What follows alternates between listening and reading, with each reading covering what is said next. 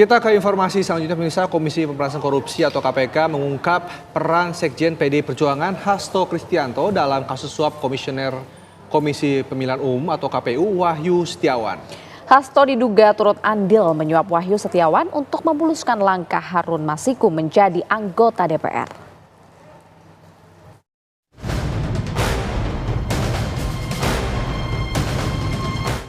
Perjalanan kasus suap Harun Masiku terhadap mantan Komisioner Komisi Pemilihan Umum KPU Wahyu Setiawan memasuki babak baru setelah Komisi Pemberantasan Korupsi atau KPK resmi menetapkan Sekjen PDI Perjuangan Hasto Kristianto sebagai tersangka.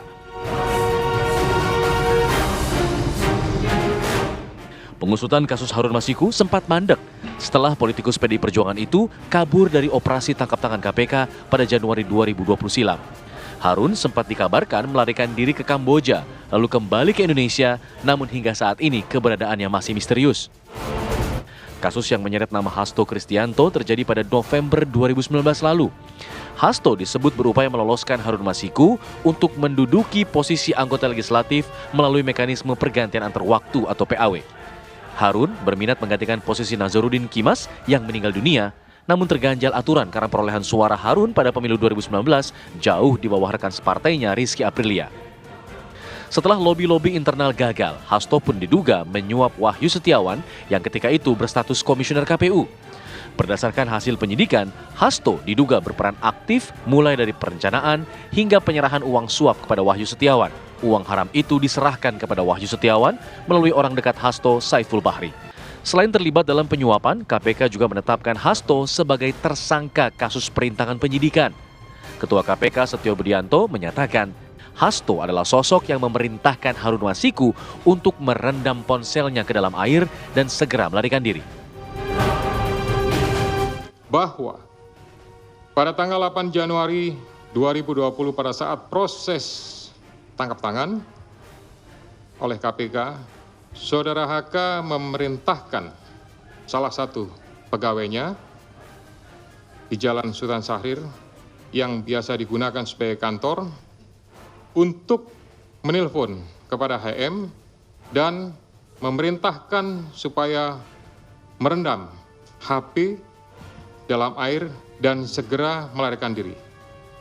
Bahwa pada tanggal 6 Juni 2024, sebelum Saudara HK diperiksa sebagai saksi oleh KPK, Saudara HK memerintahkan kepada salah satu pegawainya untuk menenggelamkan HP yang dalam penguasaan pegawai tersebut agar tidak ditemukan oleh KPK. Buntut kasus ini, Wahyu Setiawan telah divonis 7 tahun penjara dan masuk bui sejak Januari 2020. Majelis Hakim Pengadilan Tipikor Jakarta menyatakan Wahyu Setiawan terbukti bersalah menerima suap sebesar 600 juta rupiah. Namun setelah menjalani hukuman 3 tahun 9 bulan, Wahyu Setiawan dinyatakan bebas bersyarat pada Oktober 2023 lalu. Perburuan terhadap Harun Masiku terus dilakukan. Pada 6 Desember 2024, KPK menerbitkan kembali surat daftar pencarian orang yang memuat 4 foto terbaru Harun Masiku. Tim TV One mengabarkan.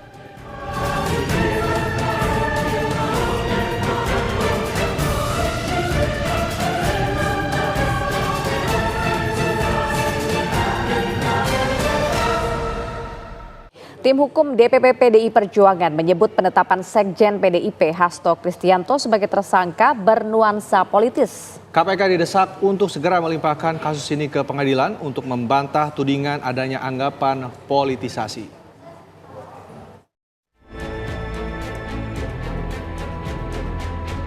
Usai KPK menetapkan Sekjen PDI Perjuangan Hasto Kristianto sebagai tersangka dalam perkara dugaan suap bersama Harun Masiku yang masih menjadi buron, muncul narasi kriminalisasi dan politisasi dalam kasus tersebut. Tim hukum DPP PDI Perjuangan menyebut penetapan tersangka Hasto nuansa politisnya terlalu kental. Hal ini didasarkan pada hasil putusan majelis hakim terhadap sejumlah terdakwa lainnya di kasus ini yang tidak menyinggung peran Hasto selama masa persidangan. Politisasi hukum, kriminalisasi hukum, ya kan? Dan yang pasti bahwa melakukan secara paksa untuk menetapkan Mas Hasto itu menjadi seorang tersangka. Dasarnya apa? Dibilang kriminalisasi itu apa dasarnya? Loh, sebenarnya gini, perkara ini sudah usang ini Mas Albat. Ada nggak pada putusan pengadilan loh, bukan seperti keterangannya KPK. ketua KPK yang kemarin. Ya kan? Tidak ada satu rangkaian cerita pun yang mengaitkan saudara Hasto ini terlibat secara sah bersama-sama memberikan suap dengan Harun Masiku. Nggak ada itu di putusan pengadilan.